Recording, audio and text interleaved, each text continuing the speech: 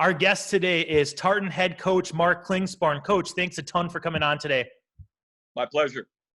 I know first time I ran into you or talked to you, I remember was about a month after I got the head job at Princeton. I don't know if you even remember this. You probably talk to coaches all the time, way more than I do. You were running the breakdown tournament up in Grand Rapids. And it was like, again, month after I got the job. And I think I talked to you between every single game, just kind of picked your brain. And then I remember one of our conversations got interrupted because Rhett McDonald at Duluth East got kicked out of the summer tournament game. So you had to go do administrative duties for that. But yeah, I mean, just someone that I've really talked to, and whenever we've crossed paths, we've always chit-chatted, and I've learned a ton from. So hopefully people listening will walk away with a wealth of knowledge from listening to you today. Well, hope I can give a couple things. I'm sure you will. All right. The way we start this is your coaching Wikipedia page. So tell us where you're from, where you played, and then your coaching journey to this point. Well, I'm actually a 1976 graduate of Tartan High School. I played for Fred Schmeezing there, so I'm coaching at my alma mater.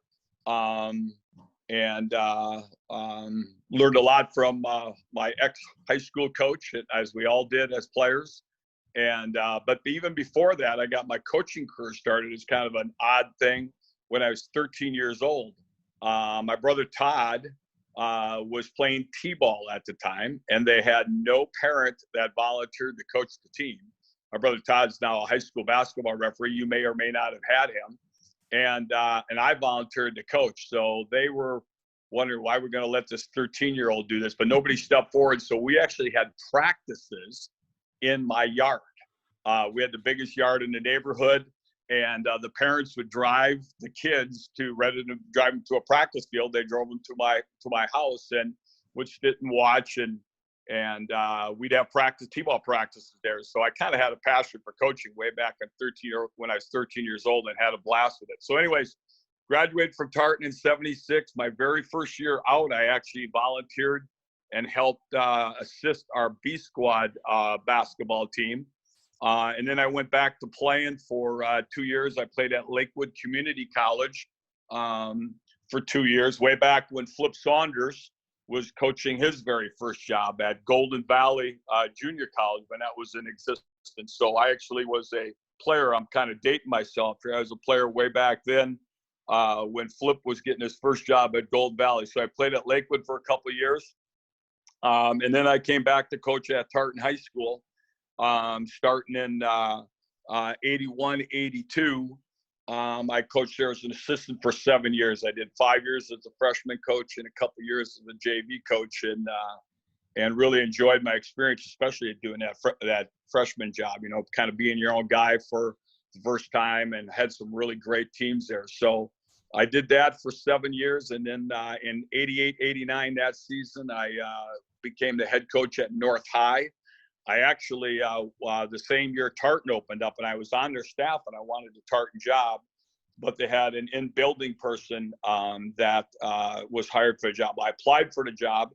The athletic director, who's actually the athletic director at both schools, North High and Tartan High School, because we're in the same district, was a guy named Roy Ward, who was in charge of our state officials for the longest time. He said, "Hey, I can't give you this job at Tartan." He goes, "Bobby Knight can walk in here right now, and I have to give it to this.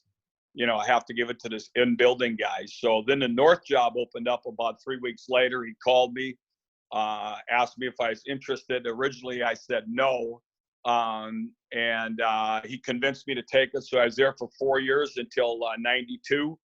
And then since 92, 93, I've been the head coach at Tartan for 28 years. So I did an assistant job at Tartan for 8, head at North for 4, and I've been a head at Tartan for 28.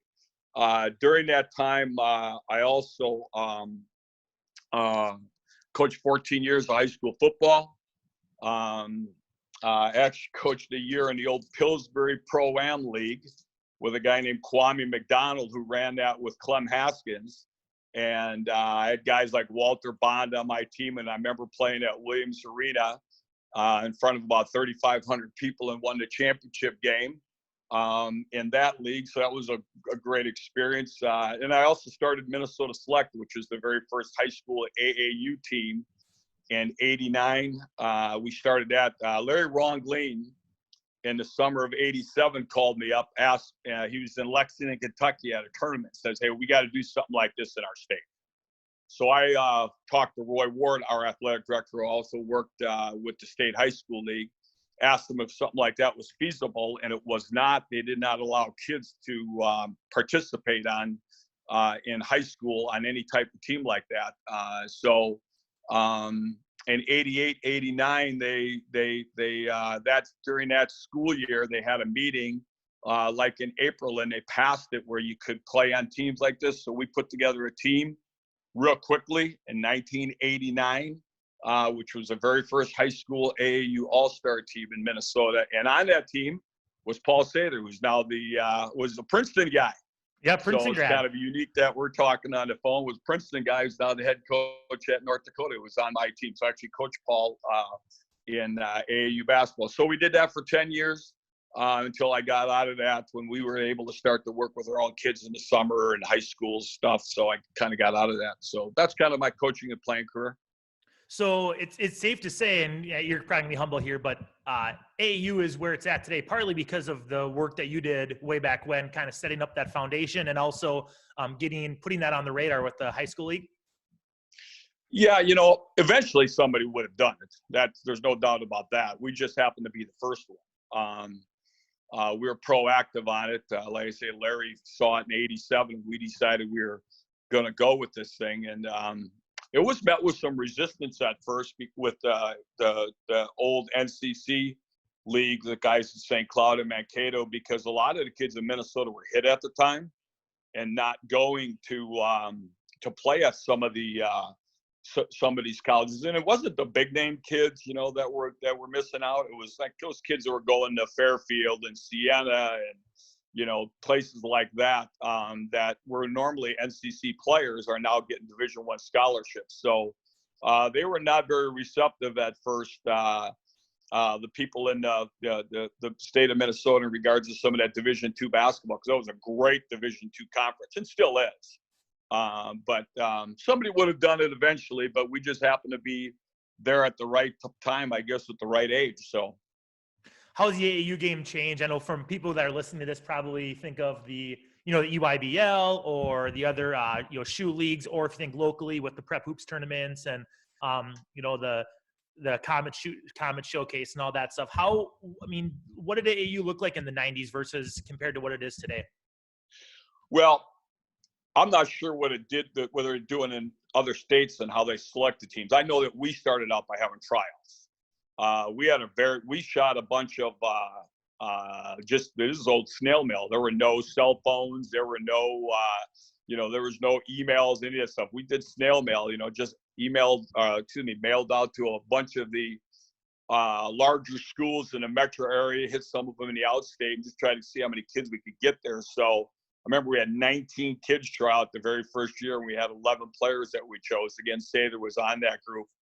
And through the years, we always did it that way where we had tryouts, but now it's got to a point where teams are all hand selected, which is obviously a huge difference. And if I was doing it nowadays, I'd do it the same way the guys are doing it now. We'll go out and hand pick guys. So, it's just evolved into, going from a tryout to, hand pick team, which is the biggest thing.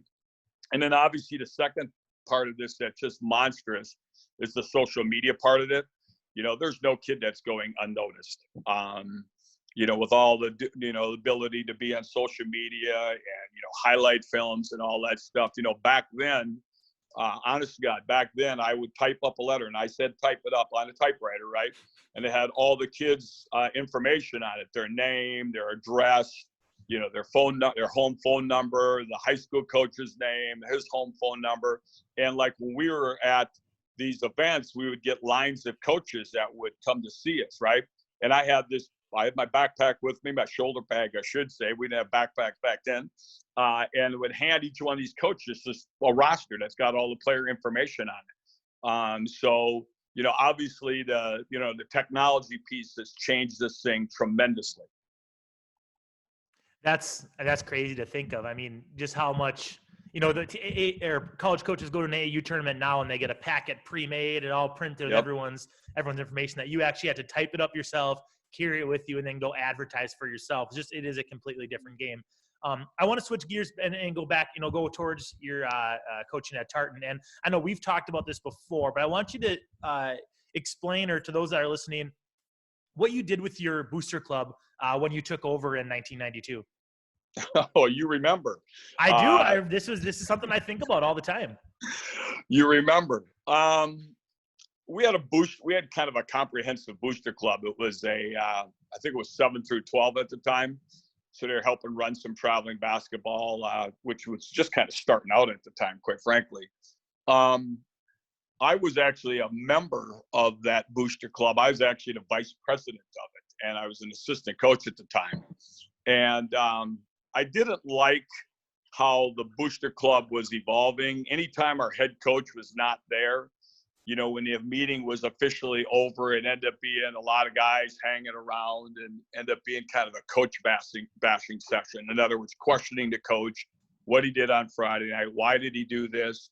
And I just thought it was inappropriate that people were gathering and using that forum to kind of, and that wasn't the design of the forum. It was trying to help kids and raise money and do some really good things for the kids. But, when that thing was officially over, those guys ended up doing some things that I was not comfortable with. I didn't like. So when I got the job, the very first meeting I had was with that parent booster group.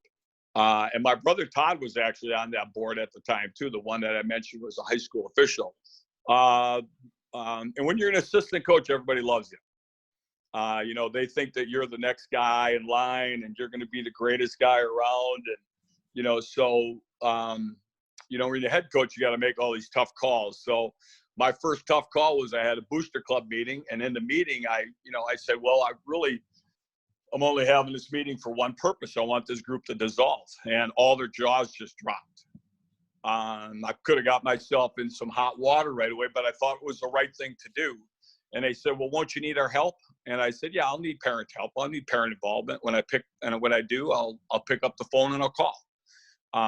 But I didn't tell them the real reason I didn't want to do it, because I thought it was an opportunity to question coaches and what they're doing. But at the same time, I wanted to be the guy that was in charge of all that. I wanted to be in charge and in control of the program and not have a booster club where we had some adults getting together and thought they were powerful enough to make some changes to some policies and things like that. So I don't know how much money they had in there, but I had already purchased some new uniforms. So I said, I don't want any of the money. You guys can do what you want with it. I slid a bill across the table. If you're interested, here's our new our new uniform bill. And they dissolved. I mean, I just didn't use them. So it's kind of an interesting way to start my high school coaching career as a head coach. So I think you're so far ahead of the game with that. And we have a booster club, they're supportive and they're great. But I think that when you see so much now, coaches stepping down, coaches being forced to resign, administration getting rid of coaches, a lot of time it is those parent groups that, not all of them, I mean, I'd say the majority of these parent groups across the state do have good motivations in mind and are very supportive of their program. But it is that small minority or the vocal minority of those groups that, like you said, have little extra power, think that I'm more than just a regular parent. I can go to the AD, I can go to the school board and say, hey, I want a new coach because I'm on this booster board. So I just think it's really, really, really progressive coaching mentality at that time. Yeah, I thought it was one of the best ways for me to start out and say, okay, I want to do this for a while. I want some longevity in this. And I think that was a way to go about it. I do know that being involved with kind of the reshifting of our traveling association, I actually had this happen where the guy that was named the traveling president at the time actually came after my job at one time, and pretty viciously. So by the sheer fact that he did that kind of justified what I did the very first time with the high school booster group. So I'm not sure if that's, a big part of it, but it felt like the right thing to do at the time. So you mentioned your youth association. What does yours look like? How have you built that program up over the years? And then how do they work as a feeder program to your high school 9 through 12 program?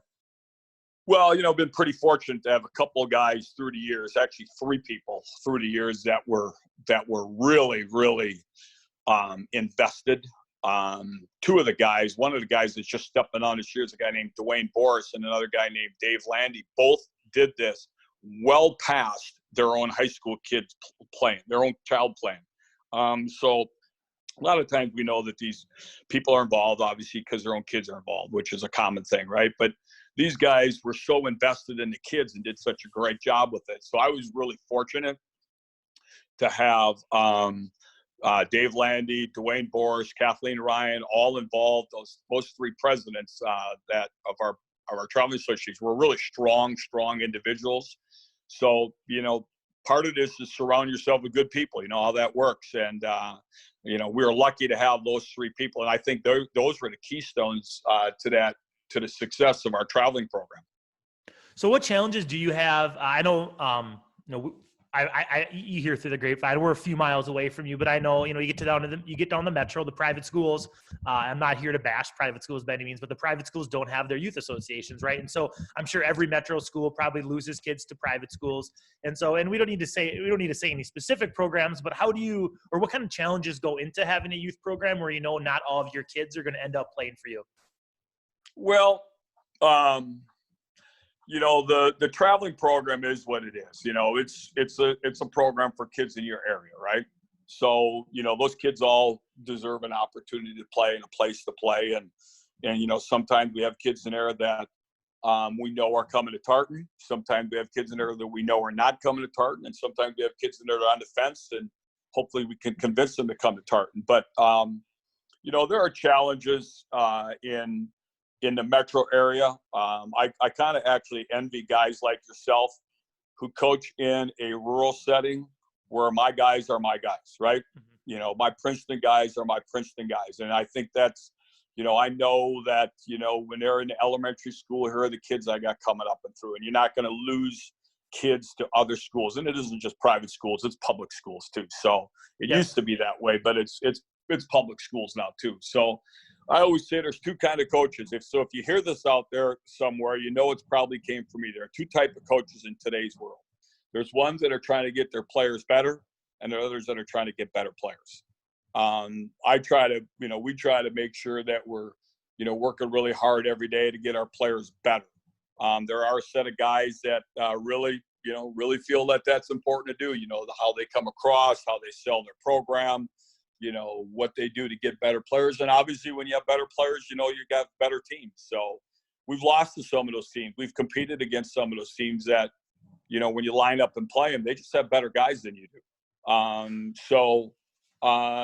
you can do is every day is go to work, try to do the best you can with your own program, try to run the best program you can, and hopefully people will stay within your program. And maybe you even attract a couple of kids by just doing the right thing. But there's a difference between running a high school program and coaching your team the hard way and running the program the right way versus actually trying to physically active, go out and give guys. So I prefer to be that first guy, the one that has that peer respect, which is the most important thing we have as coaches, right? We're a community, and we're trying to support each other.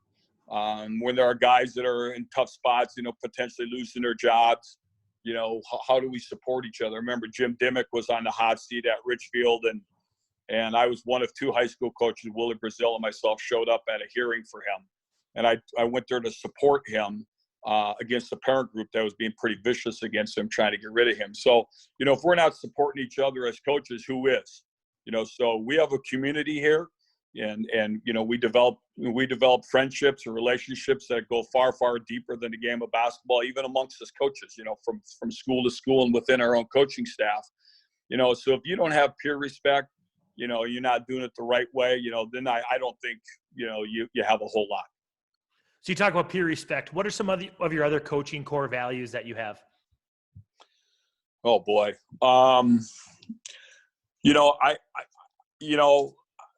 There's a lot of things that go into coaching a high school basketball team and running a high school basketball program. And there are so many different levels and layers to doing things the right way. I just think that, and I get down to this, when I describe the term discipline, discipline is doing the things the right way and doing them the right way all the time. The core values that we have are, that we're going to be a hardworking team. We're going to outwork the other team. That's our number one core value. We always call it Tartan tough. We're really going to try to, outwork the other team in many ways. That includes me. Starts with me. Like how am I outworking my opponents? What kind of competitive edge am I trying to get? So I think that we're going to be kids that work hard. The second thing is we're going to be kids that play together. That whole play hard, play smart, play together. But we're going to play together. We're going to try to play together better than your team plays together. It's not a one-on-one competition. It's a 5-on-5 competition, and it's not even that. It's an 18-on-18 competition. We're going to try to do it better than you guys. My group of guys better than your group of guys. So that togetherness thing is, that whole fist of five is that whole togetherness thing is so valuable. And then there's that whole piece about developing these kids, both as a person, to be respectful and responsible young people, but also the academic values and the value system that you try to give them. That's I think a key component to this, because we all know the better the kids are that we have, not just the better the players, but the better the kids are that we have, the easier it is to coach them, the easier it is to get them to play together.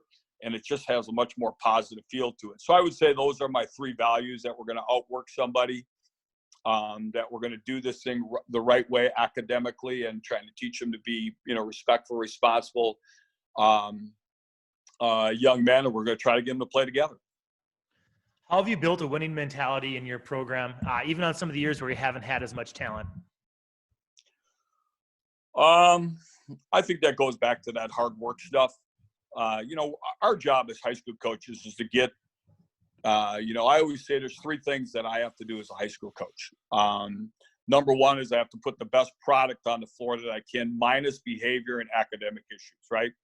So, we all are going to face academic issues. We're all going to face behavior issues. My job is to put the best product on the floor, the best team on the floor I can, minus those things. But I always tell my kids, you just hear me say this, best team.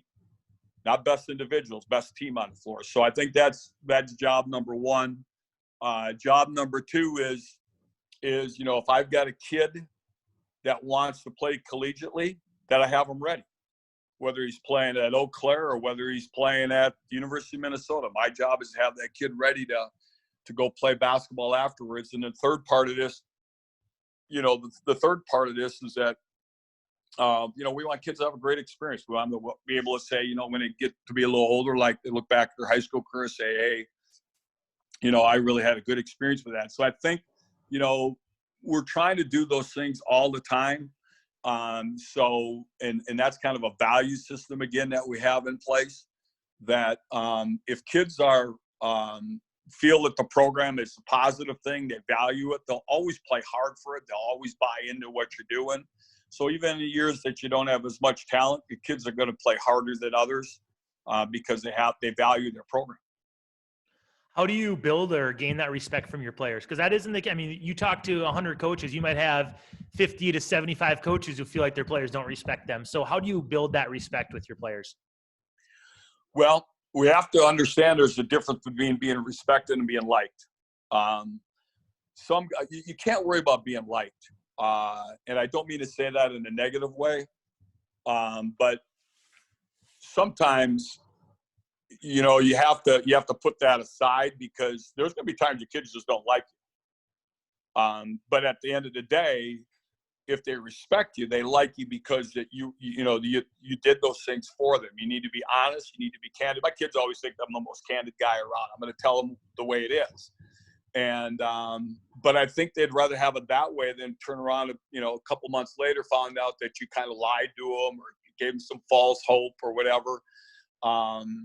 So I think that you need to be really candid with your kids and understand there's a difference between being liked and being respected. If you're passionate about what you do, and I think that's kind of a good word to describe myself at times, is passionate. If you're passionate about what you do, your kids pick up on that, and they'll respect you because you've put time and effort into it. My kids know that I'm every dang night of the week, I'm out doing something for basketball, and every weekend I'm doing something for basketball, whether it's running fundraisers that help support them, being out scouting the team for the fourth or fifth time. And, they know that you're out working and doing stuff. So they'll respect you for that if you're doing the right thing. Yeah, you hit on a big point there that I think a lot of coaches, look past is that, talk about players coaches, right? Everyone wants to be a players coach at times, but there is that line that you have to be, between being respected and being liked. I think as a young coach myself, I fell victim to, oh, I want these kids to come to practice and like me. Well, sometimes you got to chew their ass and, get them on their bellies to do some push-ups or put the team on the line if they're not meeting the expectations that you have. And it's not that you don't love them. It's not that you don't care for them. It's because you do love them and care for them, that you want them to be the best version of themselves. Absolutely. It's kind of like being a parent, isn't it? Exactly. Right. It's like being a parent. You love the hell out of your own kids, but you also have to, hold them accountable because you want them to be respectful young people. So if you have a 12 o'clock curfew on a given night and they come in at 1 o'clock, they're going to have issues, if you're doing it the right way. And they may not like you as a parent for doing that, but you're doing the right thing because you love and care for them. Carrier said this, he did the very first interview and he said something like, something along the line that, that I might be misunderstood. The kids that are in our program, they'll have times where, again, they don't, they're not happy or they don't like what you're doing because you're trying to push them to be great too. If you're going to try to push somebody to be great, you have to kind of extend them past their limits. And I think it's important that that you're not afraid to do that. Because if you're more worried about being liked, you're not going to last at it very long. So how do you know where that line is for each kid? I mean, you've been doing this, like you said, I think you've been at Tartan for 36 years, 28 years as a head coach, plus the 4 years you're at North High School. So how do you know how hard to push each kid? Because everyone's different, right? So how do you push them differently, or how do you know how to push each kid differently? Well, I think that goes back to just getting to know who the kid is. Everyone's their own individual. Everybody's got a story behind them, right? Everybody's got a book written about them and has a story behind them. I remember one year I was coaching freshman football. I couldn't get through to this kid. And I don't mean in a bad way, but he's real quiet and reserved and, wouldn't respond. I found out after the season that a year before that there was a murder-suicide with his parents. And I was not informed of that, and that's important information to know, something as that drastic as that. So the more you know your kids, the more you can push your kids. The better, you kind of have to know the right button to push for certain kids too, because some will not respond to that. Some will. And I do think this, though. I do think that if your best player and your better players are the ones you can push the most, you're going to have a heck of a team. Just my two most recent guys, Antoine Kimmons and Jordan Horn, were the guys who were our best players, but the guys that I could push the most too. And the kids around would say, like, God, he got after our best guy like that. Geez, I better kind of, get myself going here a little bit. I need to be accountable also. So, but I think, just have to get to know each kid individually. Some kids, if you don't know them as well, you have to kind of walk on some eggshells a little bit until you get to know them a little bit and then find out what you can do to push a button. So it's about getting to know the kids individually. So you've built a program up that has had a lot of success on the court. Obviously, seems like you guys win 20 games almost every single year. You have hundreds of wins. You've been doing this for a long time. But you've also built a successful academic program with some of the interventions and supports that you've provided. So can you talk about some of the academic investment that you've put into your program and the support that you have for your kids that may be struggling in the classroom? Well, first and foremost, I think it starts at the top with your administrators. We've all heard stories about coaches that eventually when they get into this thing, they find out they don't have administrative support when they have to make tough decisions, right? So, through the years at Tartan, I've been blessed to have, great principals and great athletic directors to work for. So I've had administrative support. That's number one. Number two is, a few years back here, I was ready to hire another coach. And, I was thinking, like, I'm going to add another person onto my staff. And I thought, like, well, what am I doing, dummy? My biggest struggle I face right now is some of my kids academically. So I don't know if anybody else in the state has this. I haven't heard of it. I think we're maybe the only one, but I decided to actually physically hire myself an academic coach where I fundraise and I pay that person. Her name is Britta Dwyer. She actually works in our building as a math teacher. So I kind of got a twofold thing there. I have an academic coach, but I also have a built-in math tutor also for our kids. So I think it was really important for me to get somebody to help assist with the kids and their concerns and their problems that they're having academically. Because as a teacher coach, and I will say I'm a teacher coach, I was a teacher first long before I was a coach. What are we doing? Why do we have high school sports in place? What are we really trying to get kids to do? This isn't about an orange ball going through an orange ring. It's about the lessons that kids are learning from this. So I thought to myself, I need to hire somebody that's going to help me out with these kids academically. So she's been a blessing. I'm telling you, she is phenomenal. Her energy level is off the charts. She does things with our kids. We have like academic teams she puts them in. So she divides the kids up by their GPAs and grades and puts them in these academic teams. And we have a challenge during the year. And then at the end of the year, the team, we have individual winners. We have team winners. Coach K's got to open up his pocketbook and we take the top kids over to B-dubs. And usually my bill is about $300 to buy all our academic winners, both the teams and individuals, a dinner and just say thanks to them for doing the right thing academically. So you have to throw some things like that in. But Britta's been huge for our academic progress. The other thing is you have to first and foremost care about it. I think that these guys that are getting into coaching now, they can talk about how they care about their kids academically, but what are they actually doing for them? And I kind of jumped to the AAU guys a little bit about that. There's a lot of great guys that are coaching AAU, right? And we all know them, and really good people, guys that I call friends and stuff like that. But the biggest difference between AAU and high school is academic accountability. And and they care and they want their kids to do well academically, but they're not there to actually put something in place to make sure that they are doing that. Is there a reward system like a meal at B-dubs? Is there a punishment system, a consequence system, I should say, where kids maybe have to sit? So you have to care about that, the academic component, really attack it.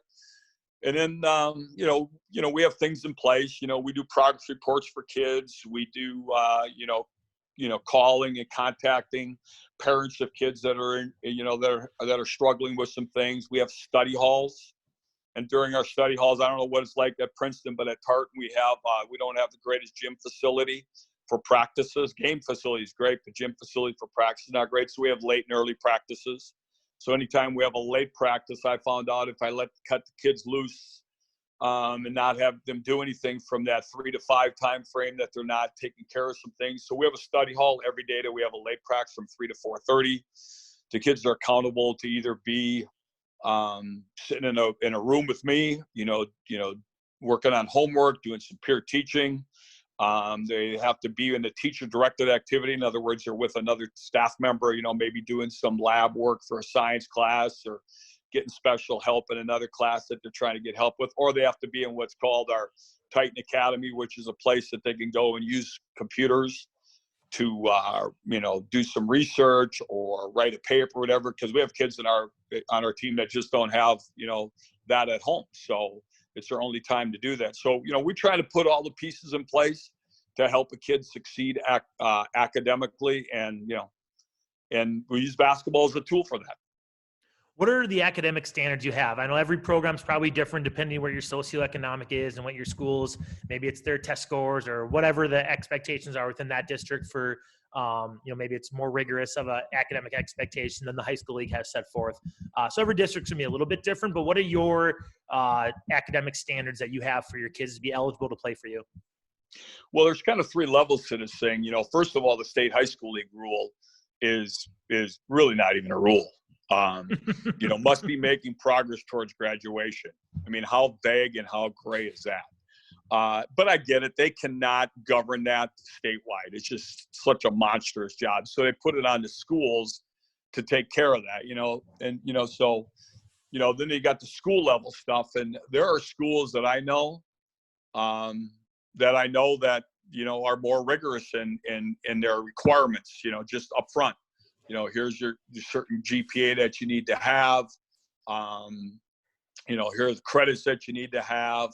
So there are schools that are, do a great job of that and ones that don't. I know a school, I won't mention who it is, who there isn't such. I have a friend that's actually working in that district now who says there isn't such thing as academic eligibility in this building. There's none. The administration won't even support you. If you want to sit a kid because of academics, they're just going to say, hey, the kid's in good standing in the school. He can play. So, there's a school level thing that happens, and then there's a program level things that happen. Some programs do a great job with it. Other programs don't do so well. I know another school that I know of. We had a kid that graduated. We were wondering where he was at. He was a player. He's a pretty good player. We were wondering where he's at. And the kids were sitting around the gym talking about it. He goes, one kid says, well, I know where he's at. And he goes, well, he's in night school with me right now. And this was the fall after he graduated, was supposed to graduate. So he didn't graduate on time. He didn't get it taken care of in summer school. And he was still doing it in the fall. And I go, how do you know that? And he goes, I'm in the class with him. So we had a kid that was trying to do some credit recovery in the fall to be eligible to play. And he was in a class with this kid that was supposed to graduate the year ahead of time. So I find that kind of, disappointing that programs, allow kids to play that, are not making academic progress. So in our school, we have a rule, must be making progress towards graduation. And then you're supposed to, as your school, you're supposed to be able to describe what that is. Every school in the state is supposed to have a plan in place that says, what does that look like in your school? I was part of a committee that put together a plan for our entire school.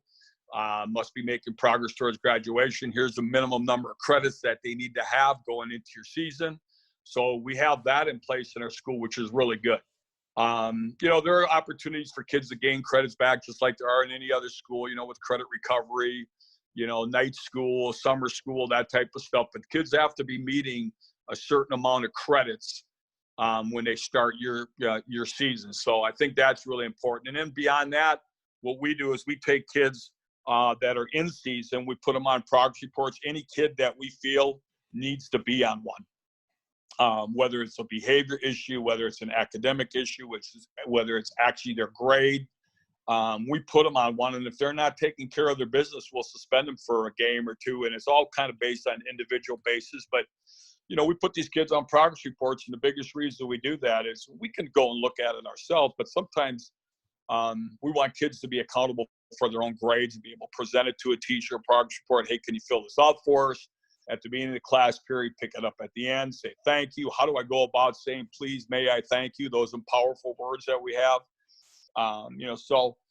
Beyond our school requirement, we try to take that to another level within our basketball program by making sure these kids are all doing the right thing when we have them on our team.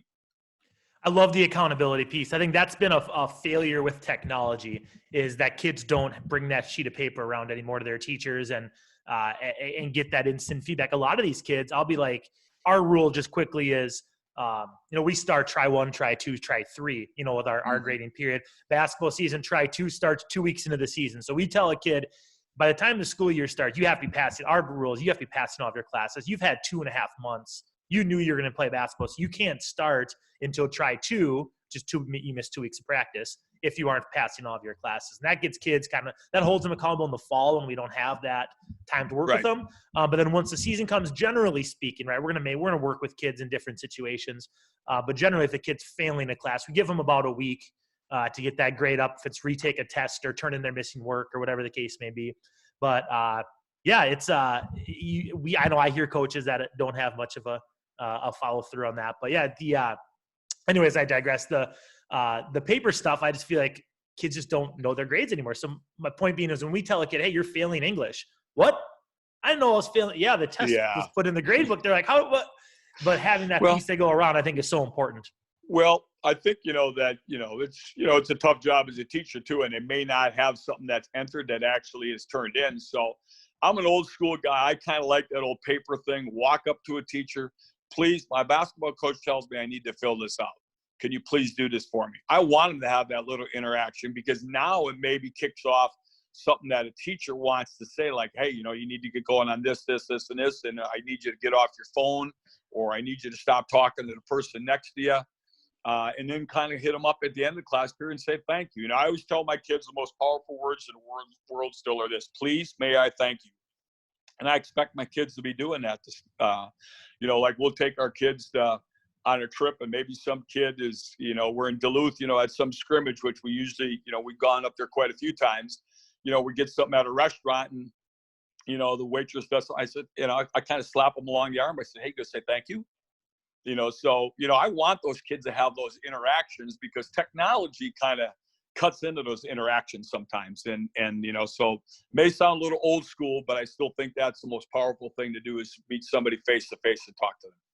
So for anyone listening, the plan here, as long as coach is still on board with this, is waiting. Coach is a great defensive coach. I want to hear about his defensive X's and O's. We're going to hit a part 2 here after this, and try and get into the X's and O's, get a little more coaching wonky with the stuff on the court. But last question here for part 1, Coach. Managing your staff, you've had some coaches that have worked for you that have went on to have a lot of success. So how do you empower your staff to use their strengths? Well, I give them responsibilities and have them and be comfortable enough to step away from that and say, hey, that's what they do well. I want that out of that guy. I want them to feel engaged. I had a guy named Tarek Tomes who was my assistant when we won the state championship. And he said to me, he goes, some people just make an assumption that when you're an assistant coach, you have a voice, right? And, that's just an assumption. That's not always the way it is. He goes, I truly felt like I had a voice at Tartan. And I think a lot of coaches do a great job with that. But I do think you need to empower your coaches. I took my kid years ago to a Duke basketball camp, and I listened to Mike Krzyzewski talk to the campers. Listened to the speech when my son was like in 8th grade, and his big word was that he used during the whole time was empowerment. And of course, when you got 15 McDonald's All-Americans, I suppose you can empower those kind of guys. But I think you need to empower your coaches and just give them responsibility. So I have to say this, you don't have to, here's another one of my quotes, you don't have to be the smartest guy. You just need to be smart enough to surround yourself with good people. And I think that the guys that we've had at Tartan have been really good. The 2 guys that jump to mind, the guys that are with me right now, Bill Fetch, he's kind of my guy that, he takes care of all of our pre-practice stuff. He runs all the kids through all the warm-up stuff. All of our shooting drills, all our individual skill development, which we do quite a bit of in season. And then he runs all that stuff in the summer for us too. In fact, he's so good at what he does, he is sought out by other schools in the spring and the fall to kind of come in and do work with those guys. So Bill is really good that way. He's also kind of my energy guy. As I get a little bit older and we're doing that 4-man shell drill and the stuff that I used to do within that 4-man shell drill, and he kind of takes over that. He's that energy guy, that one that really adds a lot to your practices those ways. So, and he knows that he does a great job of that. Eric Brona is another one of my assistants. Yeah, he's in charge of our offense. He literally, our man offense stuff is all the things that he does. He saw something, he brought it to me. He goes, hey, I'd like to see us do this. I go, well, show him, tell me why. Tell me how and why this will work for our kids. And it's something that I wish I would have done, years ago. And it's really good. It's what we do right now. And he knows it. It's his baby. Like I'll build in my practice plan. We're gonna do 20 minutes of offensive work. Here's what you want to do. How do you want to break that down? So I just say 20 minutes, Eric. You got this. So I let those guys, within practices, they need to feel that way. And guess what? Those guys are both invested. And that's why they also feel empowered. I'm lucky to have people that are invested, and that's why they feel empowered also. So you got them there. You're supposed to use them. I can't see it all. I can't do it all. And those guys are important elements of our success.